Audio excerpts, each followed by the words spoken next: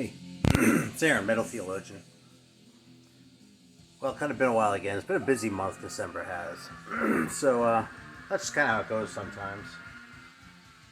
This is what's playing right now.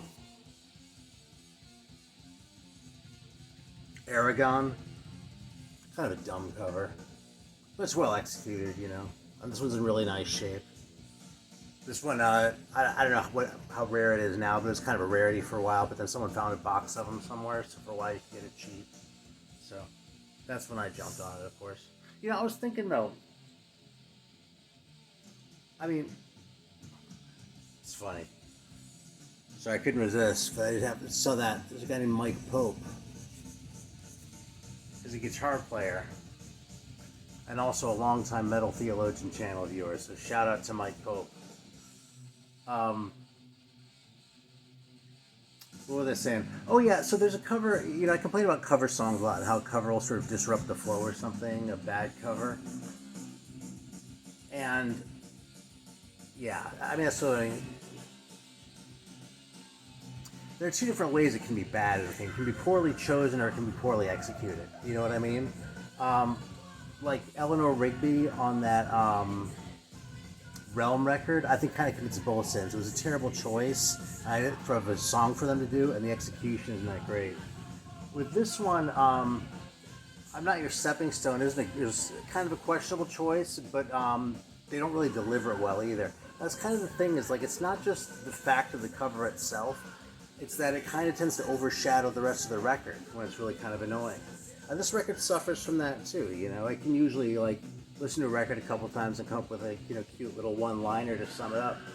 But with this one, all I ever remember about this fucking thing is that it has this cover of Stepping Stone on it. You know what I mean? That sort of becomes, you know, I see this cover, I don't think, oh, that's the band with Mike Pope in it, or that's the guy that did, Deranged, or Simply Deranged, you know, a song called that and they spelled Deranged wrong or something like that. What I'll think of is they had that shitty cover of Stepping Stone on it. You know what I'm saying? So don't put covers on your records unless you really, really know what you're doing. I think Commander gets away with their cover of Kill the King, and actually I think Liege Lord does too. So,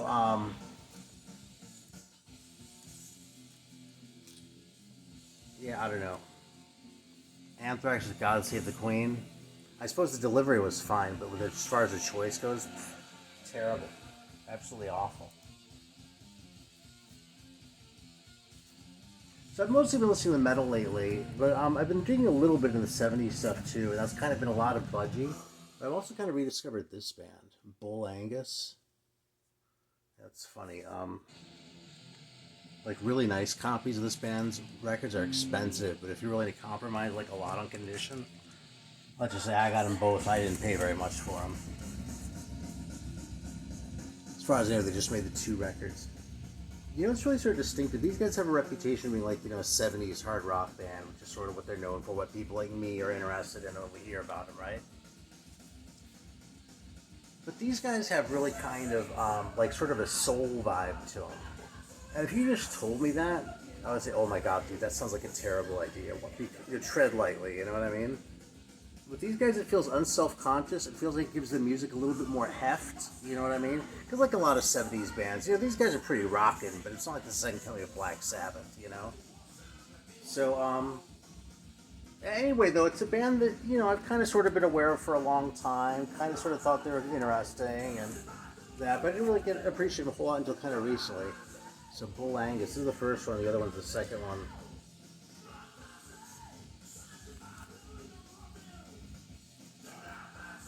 Yeah, other than that, we've got these guys going on. What the hell I can show them. First Budgie record's out.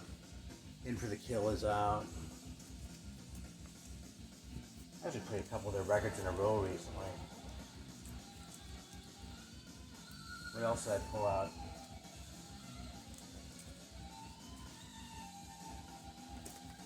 Actually, here's one that I pulled out not long ago. Fucking ZZ Top, you know? And I actually pulled out the first three, because,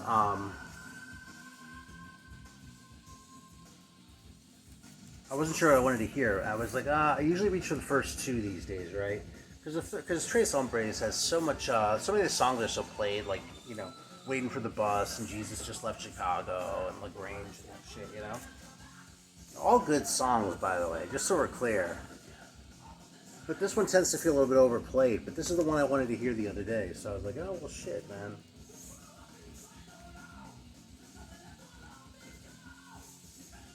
Once again, we're sort of validating the idea that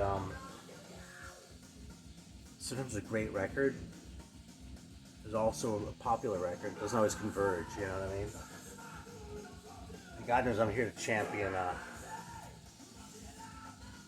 less well-known bands like Danger Zone. It's another one I pulled out. I'm actually going to go ahead and show this off because I found this when I was living in LA. It's another record that's not that easy to get. It's an Italian band, though.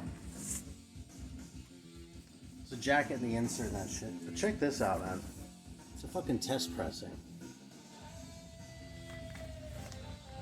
So I don't know what this was doing at my local record shop 20 years ago when I was living in LA. But it has a good home now, believe me.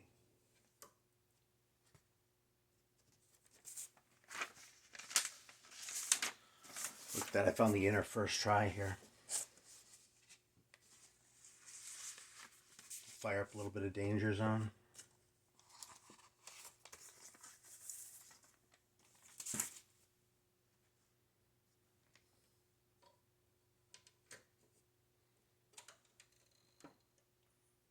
Yeah, this doesn't really look like much of a metal record, but it's absolutely fantastic. I'm pretty sure I've hyped this guy before because these guys look so awesome,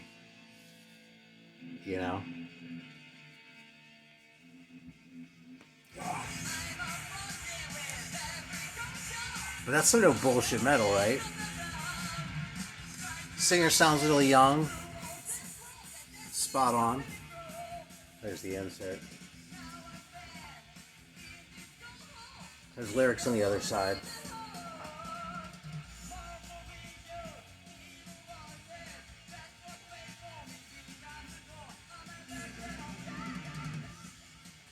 Yeah, so this guy was just sitting there one day.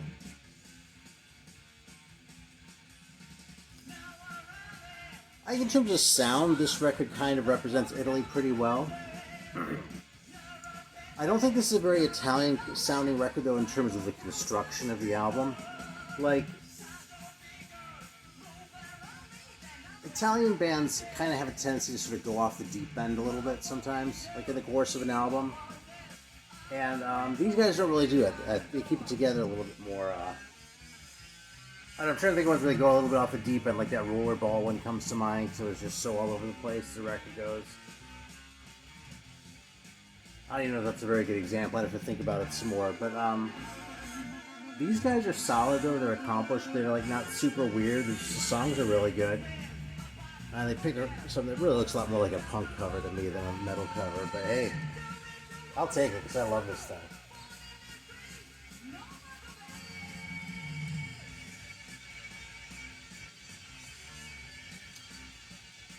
Yeah, so last week I was in Hartford. Sort of went up there kind of suddenly because my wife's family is there. And her mom is like really sick. So it was all kind of one of those, all hands on deck, sort of oh shit moments,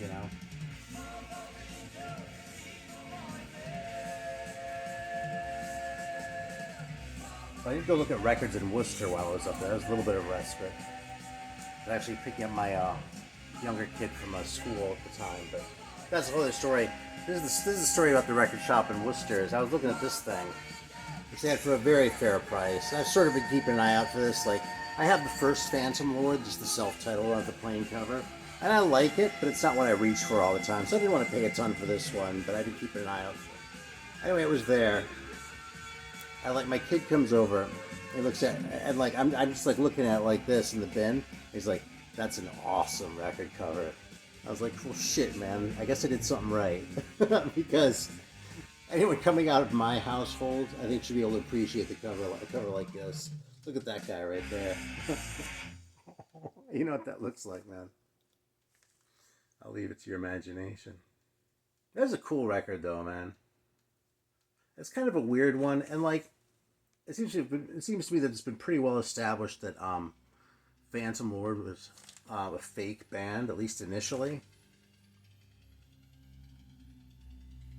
But if all fake bands were this good, you wouldn't care, you know?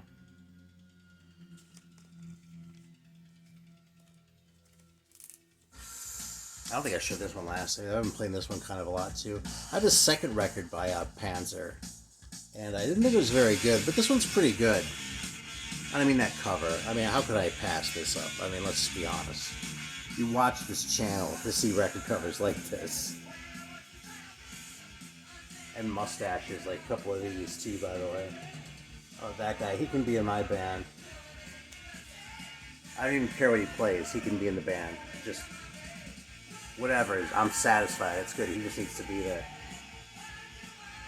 Anyway, not the heaviest thing ever. Not like super thrashy and speedy or anything. The Spanish bands tend to be a little bit sort of subdued on that front, I think.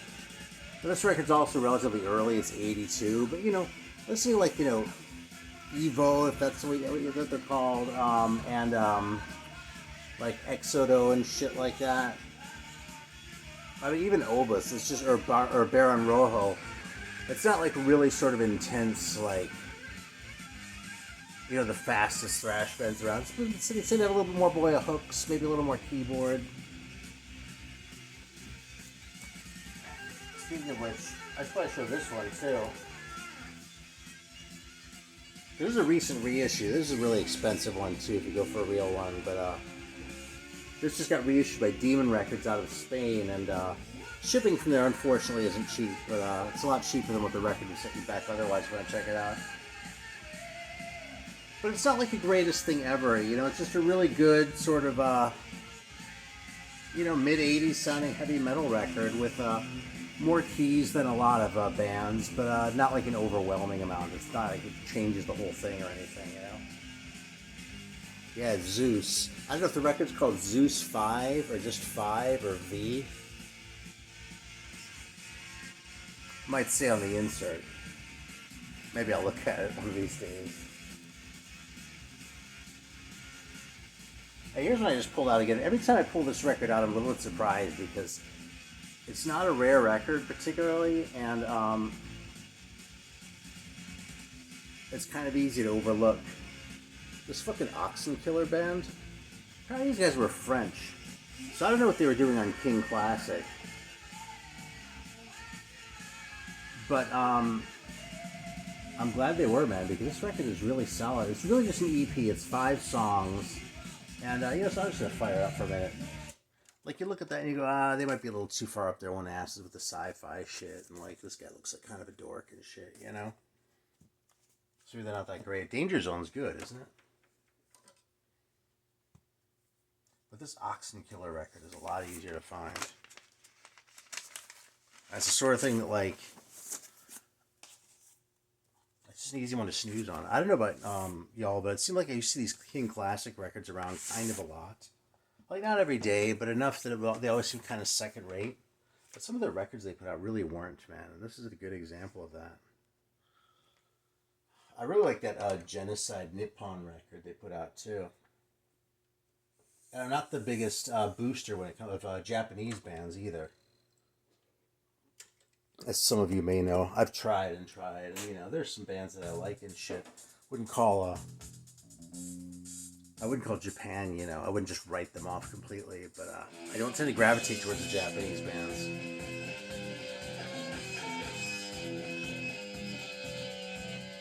Yeah, this band, I don't even know if you know they were French without, you have to write an address on the back. So all the liner notes and everything are all in English, you know. Does this have an insert? I don't remember. No. Oh, it does have an old hype sticker, though.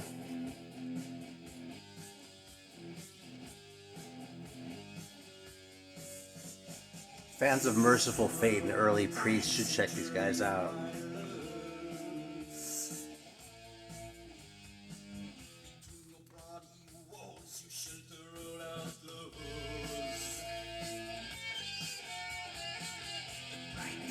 There's a really simple song structure, but the approach is really unusual, isn't it?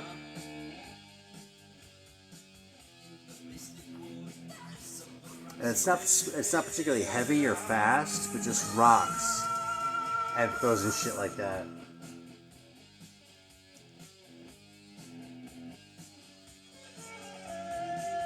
These guys threw in some good shit too. I just played this one earlier. It's a classic record, man. And when it came out, I liked it for a few minutes, then I kind of turned on it. Mostly because I kept hearing Future World at friends' houses too much and shit. I sort of forgot about him for a long time, and then I sort of came back because Marty hyped him so hard. Marty Worm over at Heavy Metallurgy. I can only withstand so much hype before eventually I'm like, okay, I'll check that shit out. So, you know who made a really good, like, if you know, like, the new wave of British heavy metal sound? If you're just going for the sound, I swear, one of the best bands that, like, jumped on the bandwagon as opposed to leading the charge was Budgie. And they made 2 records that I guess kind of sound and wobbum. One is this EP. And, where's the other one? It's around here somewhere.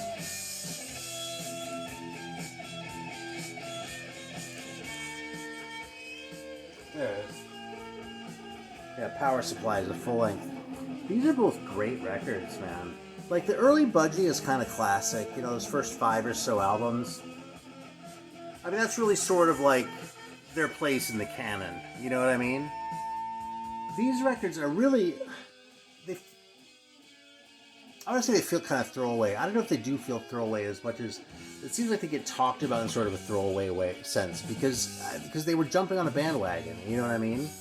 This record's like 1980, and the EP's right around the same. So, you know, they were early to notice the bandwagon was there, right? But this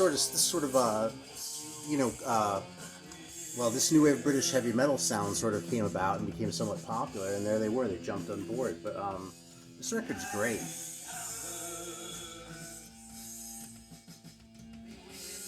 Yeah, and so is this one. This one may be the best one. Well, the better of the 2. I'm not going to say it's better than the first 5. No. Anyway. No. Yeah, Budgie is a good band to not snooze on. Plus, put this guy out, too. Actually, didn't find out about this. It was coming out until after the fact. But this is like the sort of like elaborate slipcase presentation with like a couple early Grim Reaper demos.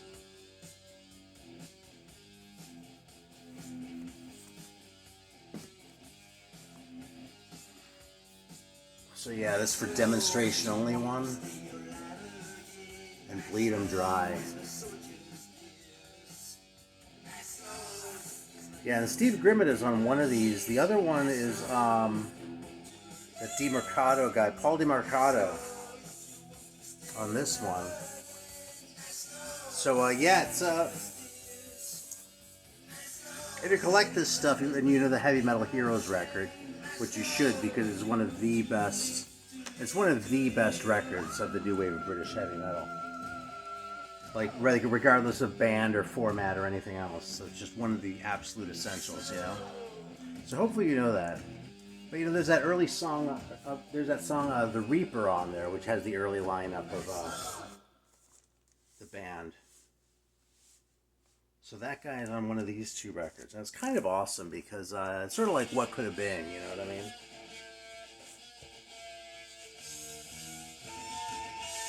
Like, I think Grim Reaper did great with Steve Grimmett. You know, he was a good singer for them.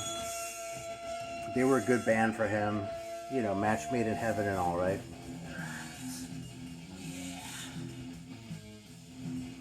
You know what it's sort of like, though? It's like the band Satan. They had Brian Ross, mostly Brian Ross, and a couple other people came and went after that first initial, like, sort of demo stage where they made that Kiss of Death single and the 2 songs that were on Rock's Caliber. So that was Satan with Trev Robinson, I want to say his name was, who apparently wasn't that great a frontman, in addition to not being the greatest singer of all time. But, like, technically Brian Ross is a much better singer than Trev. But Trev's songs with Satan just sound perfect, you know what I mean? It's almost like the Paul Di'Anno to a Bruce Dickinson or something like that, you know? You can enjoy both, and I do. But that early era, there's really something special about it. And that's kind of the analogy with Grim Reaper here. Is like there's early demo stuff that I don't know if it's better than like See You in Hell, the album, but it definitely holds its own, and it works on a couple levels that the See You in Hell incarnation didn't. You know what I mean? So it's interesting stuff to check out.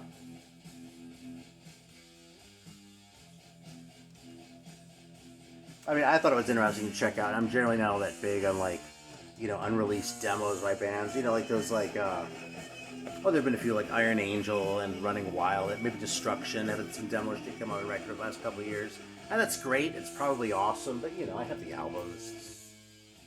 How much do I need by each individual band?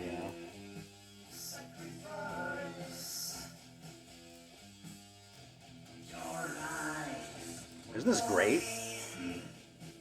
There's this record that looks kind of throwaway, by Oxen Killer.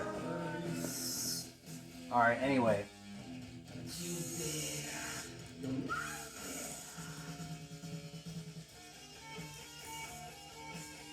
Yeah, I've listened to some Manila Road, too. I'm going to go in there, I'm going to go big. Deliberately pull out some of the ones I haven't listened to as much, like Mystification. This always kind of slipped through the cracks for me a little bit. Which is funny, because I kind of latched on to this one, The Courts of Chaos, which seems like it has a reputation for being like Mystification, only even more so.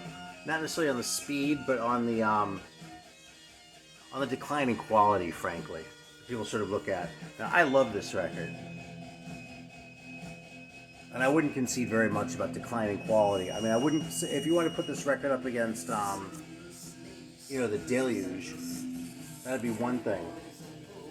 But generally speaking, I think it's a fantastic record. It kind of has a bad reputation because of the drum sound, actually. The drummer did some weird thing with, like, drum programming. There's the other one that I was talking about. This one's better than Courts of Chaos. But I don't know, man. I'm always kind of on board with weird drum sounds, that sort of thing.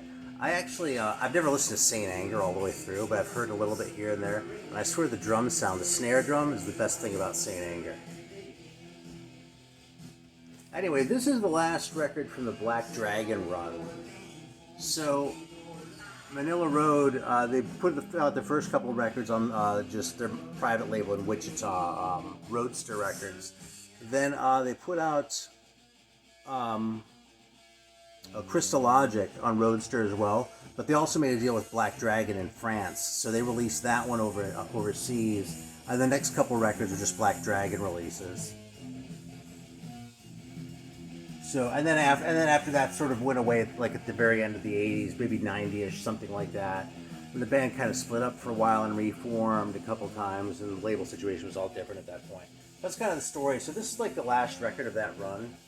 I gotta give a shout out to DOA too, as far as a cover song goes. Because frankly, DOA is such sort of a, by Blood Rock, is such a sort of, centerpiece of a song, you know what I mean? It's kind of the centerpiece of Blood Rock too, and I mean it's like this whole big epic of this one thing, right? So you would expect a song like that to be the most disruptive to an album's flow, but it really doesn't on this Manila Road record. The rest of the album holds its own against Blood Rock, right? And then that song, it stands out. It's a song where it's a different interpretation of it. I think the delivery is fine. I don't think it's exceptional, but they do it just fine. They do it justice, and they don't look stupid for having given it a shot either. You know what I mean? But yeah, it's interesting because this record, I do think of the song DOA being on there, but I don't feel like that's the one where it like just wrecks the flow and shit. I have to get up and move the needle, and you know.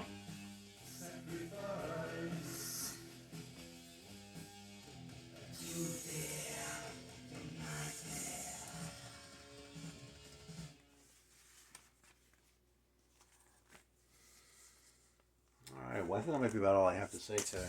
Shit. Actually, let me see what else I have here.